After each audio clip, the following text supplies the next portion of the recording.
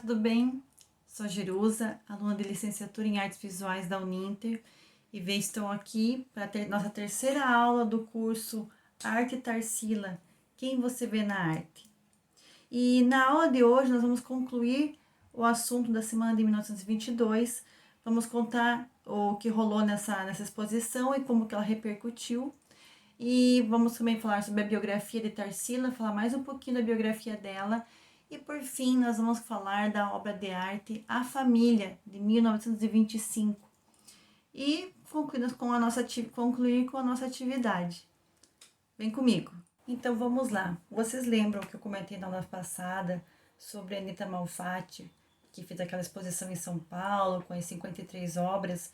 Daí o Monteiro Lobato criticou, a mídia de uma forma geral criticou bastante. E aconteceu isso que eu até comentei, que foi o princípio do modernismo ali.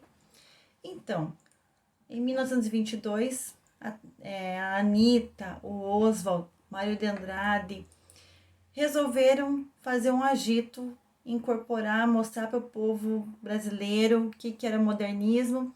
E o Oswald de Andrade pode ser chamado de o culpado de tudo, porque ele que vislumbrou essa exposição de 1922. E ela aconteceu no Teatro Municipal de São Paulo, entre os dias 11 e 18 de fevereiro de 1922. Ele contou com apresentações de música, dança, recitais, poesia, exposições artísticas, palestras. Somando ao todo, a exposição teve cerca de 100 obras e a apresentação de 3 sessões litero-musicais. Sacudiu bastante. E nessa época, esses artistas eles queriam causar uma renovação social e artística no Brasil.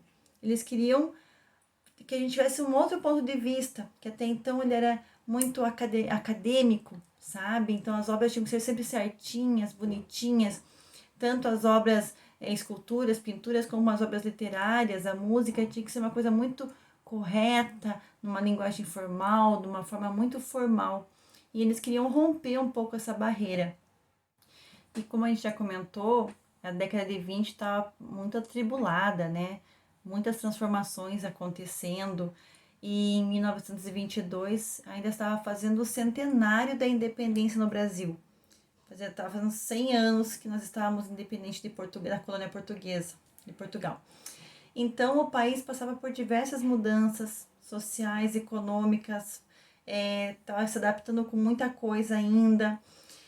E a semana de 22 aconteceu bem nessas tensões políticas, sociais, econômicas, bem no período da República Velha, que se você pensar um pouquinho vai lembrar que nós comentamos na primeira aula, falamos bastante sobre a República Velha, que não sei se vocês lembram, ela era controlada pelas oligarquias cafeeiras e do leite, lá de Minas Gerais. A política do café com leite, nós falamos sobre isso na outra aula. Então, pensa, a parte social e política estava bem atribulada, muito agitada. E o Oswald, a Anita Malfatti, todo esse pessoal que estudou na Europa, eles tiveram a oportunidade de ir para a Europa para estudar, voltaram com essa visão europeia vanguardista. Vamos mudar, vamos dar um sacode nesse país. Os dois trouxeram na bagagem uma nova concepção de arte e influenciaram assim uma criação do evento Semana da Arte Moderna. Em meio a essa expansão de uma elite conservadora, que se vocês lembrarem da Anita Malfatti, ela sentiu na carne como essa elite paulista era conservadora, muitos escritores, músicos, pintores buscavam romper as tradições artísticas da época e se opor à cultura conservadora, que até então seguia os padrões tradicionais europeus. Aí, em 1917, Mário de Andrade conhece Oswald de Andrade e tornam-se amigos por muitos anos e passam a publicar obras focadas nessa realidade do cotidiano, dos poemas regionalistas e critica a vanguarda anterior, que tinha muita influência do parnasianismo, o academicismo, o parnasianismo, mais parnasianismo. Depois a gente vai falar um pouco mais sobre ele. Como os artistas que iriam participar da Semana da Arte Moderna de 22 já tinham uma boa família, uma família mais abastada, eles já conheciam a Europa, já tinham estudado lá, então esses pensamentos vanguardistas sobre a arte já estavam latentes em todos eles, e isso facilitou bastante organizar a Semana da Arte de 1922.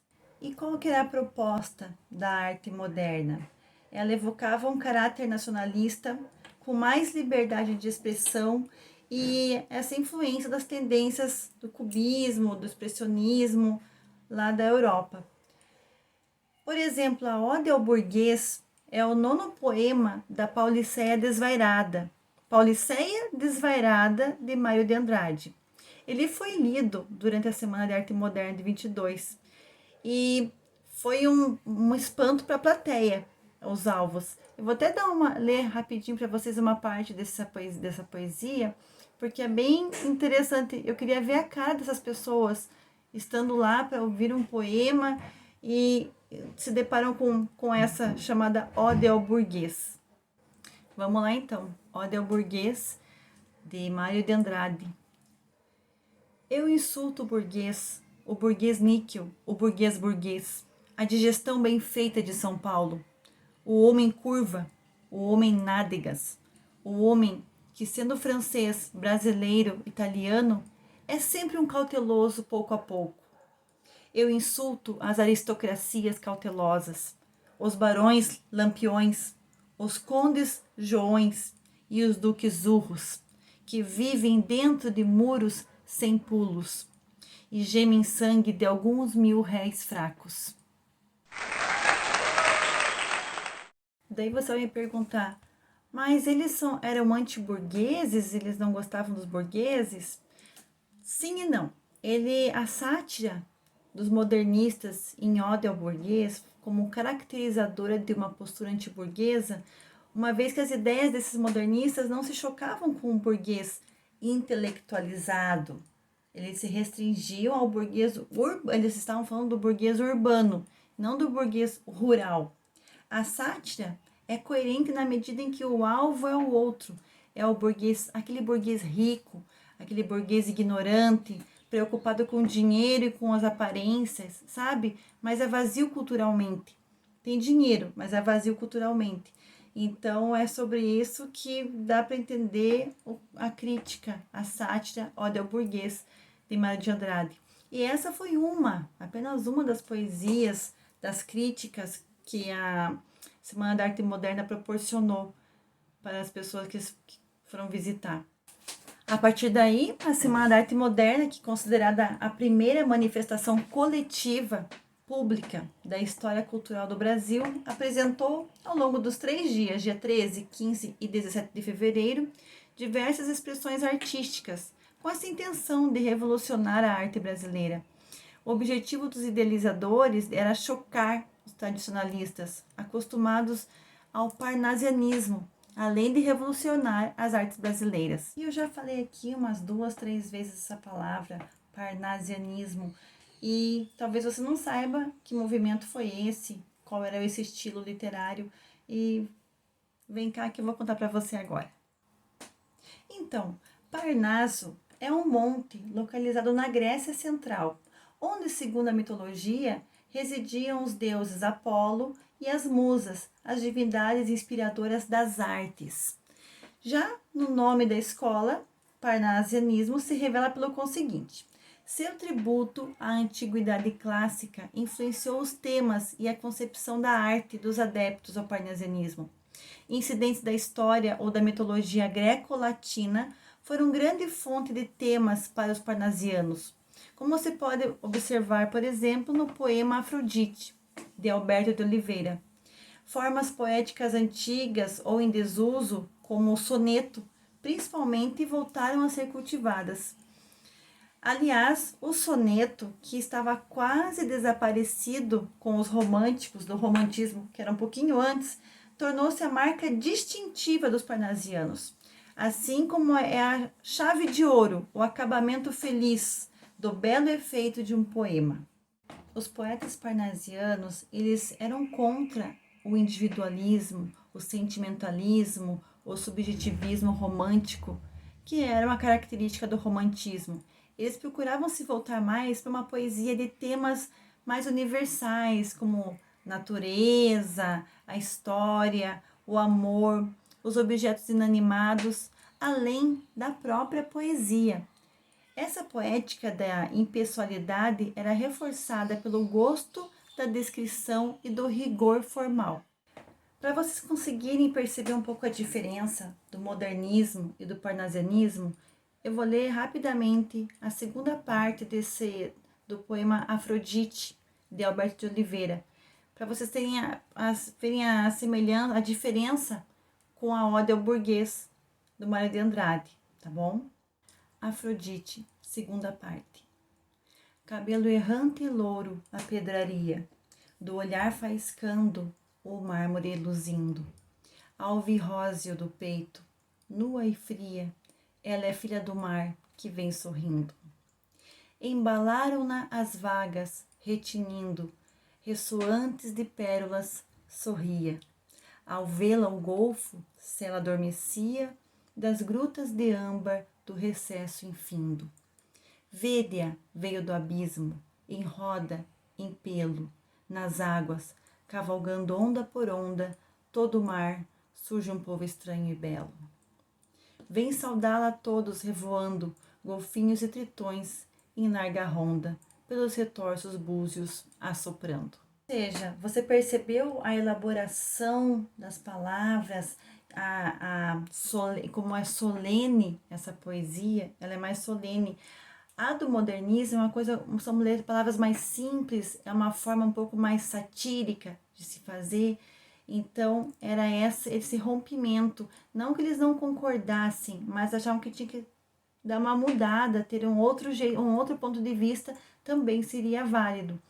E acho que deu para dar uma noção da diferença do modernismo e do parnasianismo. Então, quando vocês ouvirem essa palavra, vão lembrar que é uma coisa mais rebuscada, geralmente em sonetos, é a arte, pela beleza do poema em si, tá? Vou falar umas características do parnasianismo, só para a gente poder encerrar esse assunto, né? A idealização da arte pela arte, a busca da perfeição formal, a preferência pelo soneto, como a gente comentou sobre isso, preferência pela descrição. Vocês perceberam que a Afrodite foi descrita na obra, né? Deu para perceber. As rimas muito claras, um vocabulário muito culto, objetivismo, o racionalismo, o universalismo, apego à tradição clássica. Vocês perceberam sobre tritões, falar sobre ela era uma sereia, praticamente, né, Afrodite, e o gosto pela mitologia greco-latina e a rejeição do lirismo. Então, essas são as características principais do parnasianismo e não se fala mais nisso hoje. E daí, a gente acostumada com tanto frufru, chegam os modernistas. Eles chocaram as elites que apresentando essa arte focada no nacionalismo, nas linguagens mais fora dos padrões. E esses artistas tiveram como objetivo principal transformar a sociedade através dessa arte e renovar essa visão tradicionalista. Como eu falei, não é que eles odiassem o contrário, o parnasianismo. Eles só queriam renovar, inovar, ter ideias novas, uma geração recente com novas ideias. As principais características do modernismo, agora vou colocar imediatamente, porque vocês já estão com a cabecinha fresca sobre as descrições do parnasianismo. Então, vou falar do modernismo agora. Então, o uso da ironia, a linguagem coloquial, vulgar e mais próxima da oralidade. Essa linguagem que eu estou falando com vocês, explicando, né? É diferente se eu for colocar num papel. Eu vou explicar de um jeito mais formal. Então, eles propunham uma linguagem mais coloquial, mas o que eu falo e eu escrevo ser parecidos. Negação do formalismo, dos padrões das estéticas artísticas anteriores, como a gente comentou, do romantismo, parnasianismo, a crítica à literatura parnasiana, tentativa de criar uma identidade nacional, uma valorização maior do que é regional, temáticas próximas à realidade cotidiana das pessoas, liberdade de expressão, aproximação das vanguardas europeias como o cubismo, o futurismo, o dadaísmo, o surrealismo, expressionismo e os outros ismos que o Monteiro Lobato não gostou. E, por fim, as experimentações estéticas. Você tem que experimentar, provar de outras formas, como que vai fazer. E se eu fizer dessa forma, e não como me ensinaram na escola, que foi o que Tarsila do Amaral fez também, que ela até comentou numa das viagens dela a Minas Gerais. Depois a gente vai falar sobre isso de novo. Mas ela foi para Minas e disse que ela estava tão feliz que as cores que ela sempre gostou da infância, e os professores de arte disseram que eram cores caipiras, e agora ela estava se libertando, colocando as cores que ela queria nas obras dela. Então, apesar dela não ter sido bem recebida pela crítica, a Semana da Arte Moderna gerou desdobramentos bem interessantes. Muitos grupos surgiram apresentando seus manifestos e dando origem a outros movimentos, como o Movimento Pau-Brasil, o Movimento Antropofágico, que, aliás, o movimento antropofágico vai ser o tema das nossas próximas 3 aulas, tá? 3 aulas? Sim, 3 aulas, é bastante coisa e é muito interessante, vocês vão gostar. Os principais nomes que participaram da semana de 22 foi Mário de Andrade e Oswald de Andrade. Eles eram os escritores e foram os principais articuladores e idealizadores do evento. Olha só, Graça Aranha, Vitor Brecheret, Plínio Salgado, Anita Malfatti, Menotti Del Picchia, que eram dos 5 também, Ronald de Carvalho, Guilherme de Almeida, Sérgio Millet, Heitor Villa-Lobos, Tácito de Almeida e Di Cavalcanti. Di Cavalcanti, inclusive, que desenhou um dos folhetos da Semana de Arte de 22. Esse aqui, que eu acho muito legal, inclusive, essa obra dele. Esse desenho ficou muito massa. Eu não falei no nome de Tarsila, vocês perceberam, né? Mas isso é porque vocês sabem, ela nem estava no Brasil nessa época, ela estava lá na França ainda, depois que ela vai ficar sabendo que a Anita Malfatti vai contar para ela, tá? Vocês lembram que dela volta e viram o Clube dos 5. Esse movimento que promovia a estética o rompimento da estética com o passado e chocou a sociedade brasileira, causou um grande alvoroço nacional. Monteiro Lobato quase teve um troço, um surto. E eu vou passar rapidinho quais foram os principais acontecimentos desse evento. No primeiro dia de evento, dia 13 de fevereiro, o Teatro Municipal ficou lotado durante esse primeiro dia. Os observadores ficaram assustados com a nova estética proposta pelas pinturas e esculturas que estavam espalhadas no saguão. O primeiro dia da ação ainda contou com uma conferência de Graça Aranha, que se chamava A Emoção Estética da Arte Moderna. E também teve outras músicas e apresentações. Segundo dia, 15 de fevereiro, já estava um ânimo um pouco mais alterado. Parte da elite, acostumada com os padrões estéticos europeus, vaiou a palestra de Menotti Del Picchia, na qual eram apresentados o que ele denominava de escritores dos novos tempos. Vaiaram feio ele. Daí Guilmar Novaes realizou uma apresentação musical, ok, mas o ápice do fervo foi por conta do coro do público por atrapalhar Ronald de Carvalho, enquanto esse declamava o poema Os Sapos, de Manuel Bandeira. Foi o Ronald de Carvalho que fez a leitura porque Manuel Bandeira encontrava-se em uma crise de tuberculose. E nesse poema, a crítica à poesia parnasiana era muito severa, o que causou indignação do público. Muitas vaias, sons de latidos, de relinchos, o povo ficou muita raiva do Ronald de Carvalho. Sorte do Manuel Bandeira, que não estava lá para ver isso de perto. Vou ler um pouquinho do poema Os Sapos, do Manuel Bandeira. Enfunando os papos, saem da penumbra, aos pulos os sapos, a luz os deslumbra. Em ronco que a terra berra o sapo boi. Meu pai foi à guerra, não foi, não foi. O sapo tanoeiro, parnasiano aguado, diz, meu cancioneiro é bem martelado. Vede como primo em comer os hiatos, que arte e nunca rimo os termos cognatos. O meu verso é bom, frumento sem joio, faço rimas com consoantes de apoio. Vai por 50 anos que lhes dei a norma, reduzi sem danos as formas, a forma.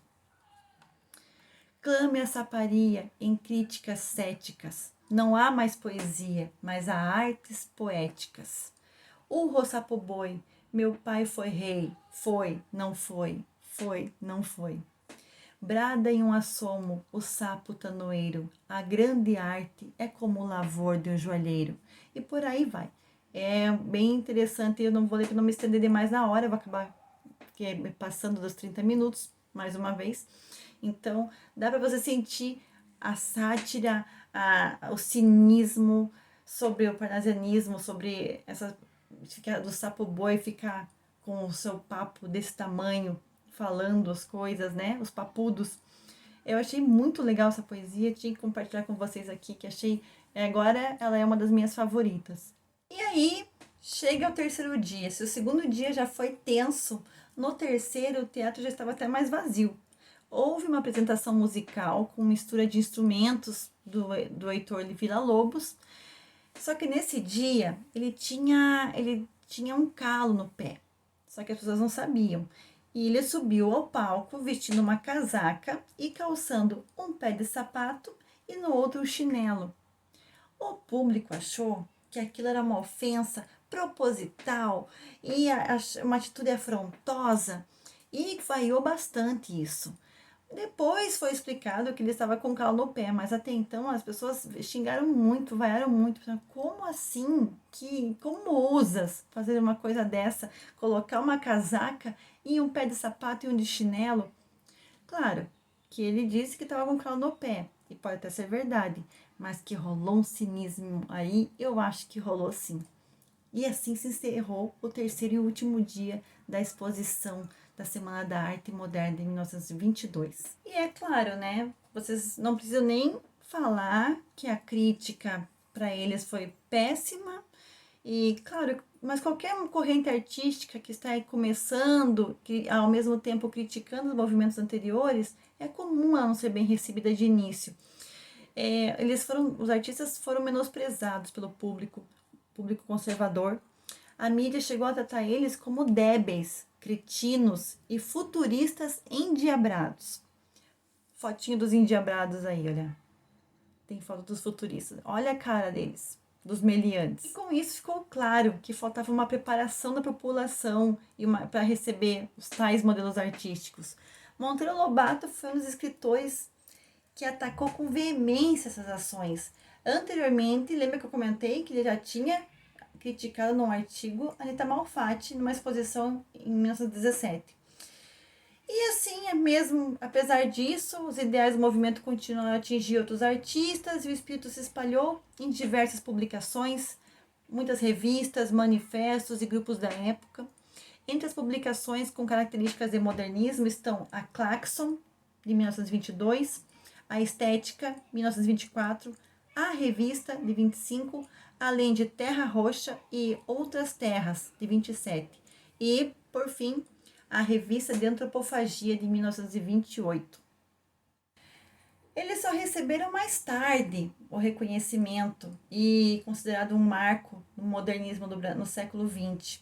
Atualmente, a gente pode observar eles, os restos deles, em movimentos que surgiram mais tarde. Por exemplo, o tropicalismo, a lira paulistana e a bossa nova. Eles são filhos do modernismo. Pronto, acho que a gente já conseguiu dar um bom embasamento sobre a Semana da Arte Moderna de 1922, né? Podemos encerrar a princípio esse assunto e vamos falar agora do quadro A Família, de Tarsila do Amaral. Esse quadro bem interessante que não retrata a família dela, mas retrata uma outra família. E eu queria que vocês olhassem bem para esse quadro e interpretassem o que essas pessoas estavam sentindo pelos olhares, pelo semblante, pela paisagem em si. Eu gostaria que vocês analisassem bem, com carinho, cada um desses rostinhos pintados nesse quadro. O quadro A Família, de Tarsila do Amaral, mostra uma imagem que aparece uma família da zona rural com alguns objetos e animais. A imagem convida o espectador a pensar através dos seus rostos tristes e cansados. Percebemos a insatisfação da vida que eles levam. A temática da imagem é a desigualdade social que mostra uma família reunida. Fala dos valores e atitudes de uma família de trabalhadores rurais insatisfeitos de um possível trabalho escravo. Antigamente não existiam muitos métodos contraceptivos e as famílias eram muito grandes. Para você ter uma noção, né, a família de Tarsila, que era uma família culta, uma família com posses, e ainda assim ela tinha 7 irmãos, então é uma família bem grande. E as pessoas mais pobres sofriam com a pobreza de uma forma que não existiam as fábricas no país ainda, a maioria vivia numa condição rural e tinham muitos filhos, 8, 9, 10 filhos, era comum uma família ter. Hoje em dia, com as possibilidades do método contraceptivo, as pessoas morando em lugares menores, em casas menores, com mais tempo trabalhando, estão evitando ter tantos filhos. Acho que a média hoje em dia é de 2 filhos para por casal aqui no Brasil. Tem países que inclusive as pessoas quase não têm filhos. E o que eu queria comentar com vocês, trazer para vocês, como é a sua família agora, hoje, na sua casa? Não a sua família mãe, os irmãos, quem não mora com você, mas na sua casa. Com quem você convive? A ideia é saber que você faça uma arte, uma obra, com um desenho de lápis ou de lápis colorido ou canetinha, que retrate a sua casa, a sua família. Quem é a sua família? Você mora sozinho? Você mora com o seu companheiro ou companheira? Vocês têm filhos? Tem um cachorrinho ou um gato, igual tem no quadro da Tarsila? E eu queria trazer para vocês esse desafio de fazer uma obra voltada com a inspiração da Tarsila, né? Obviamente que o quadro que a gente pode perceber que o quadro dela não é um quadro muito feliz. As pessoas não estão muito satisfeitas. Mas é mais para a gente poder retratar a diferença de número de pessoas da década de 20 para hoje em dia. E conhecer um pouquinho de cada um de vocês. Como é que é a casa de vocês, como que é distribuída a sua família na sua casa, tá bom? Mas se você quiser tem que colocar outras pessoas, mas a minha vizinha, ela faz parte da família, mas o meu vizinho ali, ele tá sempre com a gente, fazendo um churrasco, no almoço, vou colocar ele na minha obra. Pode, é mais pra gente ter uma noção de como que estão constituídas hoje em dia as pessoas, numa família, numa casa, tá? Então, é isso daí, nosso objetivo dessa aula de hoje. E como eu já tinha feito na outra aula, né, na aula anterior, eu fiz um desenho para vocês que era meu autorretrato. Hoje eu vou desenhar a minha casa, a minha família, tá? Como vocês sabem, eu gosto bastante de caneta de marcador, marca-texto, assim. Então, eu vou utilizar, tá? E eu vou mostrar para vocês a minha família. This could be good for me.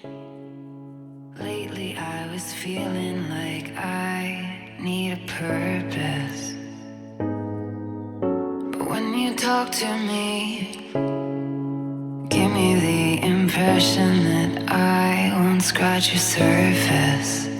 And I could walk for days, searching for your praise. But is it even there to find? Chance for me to clean your memories. Will I slowly lose my mind? Will I slowly lose my mind? Will I slowly lose my mind? Will I slowly lose my mind? Will I slowly lose my mind?